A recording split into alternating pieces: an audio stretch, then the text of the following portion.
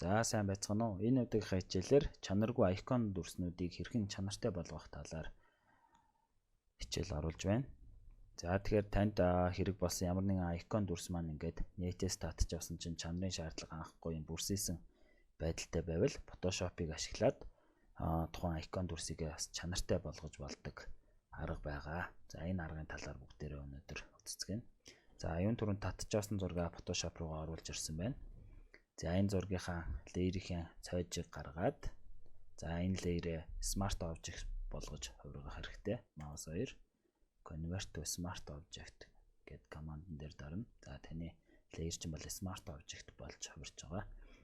За энэнийхэн дараагаар Filter зэс рүү ороод Blur, Gaussian Blur-ыг өгнө. За энэ чинь Blur-ийн хэр зэрэг байдалтай өгөх вэ гэдгийг харж аваад за нэг 3.1 өглөө. Окей. За одоо ингэж өгснөхийн дараагаар adjustment layer-с curves өгнө. За энэ чинээс цагаан сумын баруун руу шахаад харын зүүн рүүгээ шахаж өгнө. За тэгэхээр нөгөө зураг маань бол ерөнхийдөө тодорч ирж байна. За иймэрхүү байдалтай тодорч байна. За энэ дээр бол нэг жоохон бага зэрэг юм арзгартай харагдаж байна. Энэ арзгарыг хэрхэн засах вэ гэхээр биднээсийн түрүүнд Smart Object болгосон үйлдэл маань одоо хэрэг болно. За бид нэр Smart Object болгоод дараа нь Blur өгсөн. За Blur-ыг бол дахиад Blur-ийн тохиолгойг өөрчлөйгөл энэ доор гарч ирсэн хэсэг дээр хоёр дараад Blur-ээ жоохон нэмээд өгөх боломжтой. За ингээ Blur-ээ нэмэхээр ерөнхийдөө бол тэр арзгар хэсгүүд маань бол ингээ багасч өгнө. За окей. За одоо энэ лейерүүдээ бүгднийг merge хийж болно. Ctrl Shift E тавьж дараад ингээд бүгднийг merge хийнэ. За иймэрхүү байдлаар засч болдог байна. За дараагийн хоёр дахь жишээн дээр үзцгээе. За энэ хоёр дахь жишээн дээр маань болохоор нэг юм цагны icon дүрс байна.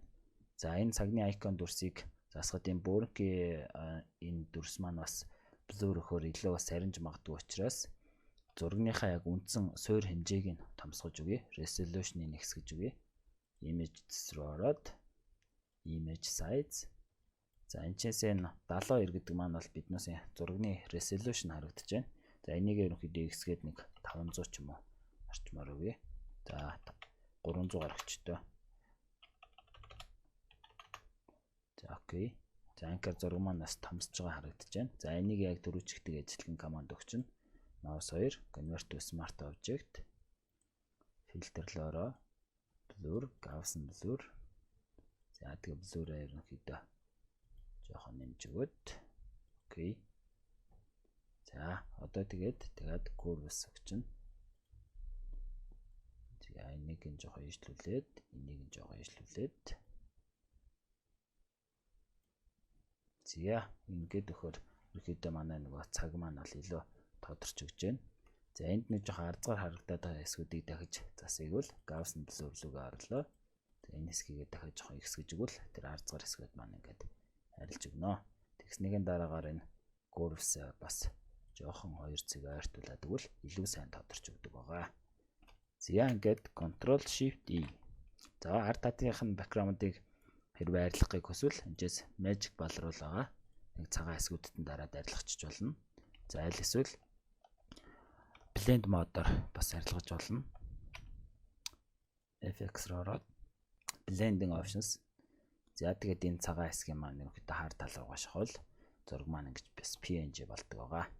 За энэ аргыг хэрэглээд та бүхэн өөртөө хэрэгтэй icon дүрснүүдийг аваад чанарын сайжруулаад туршаад үзээрэй.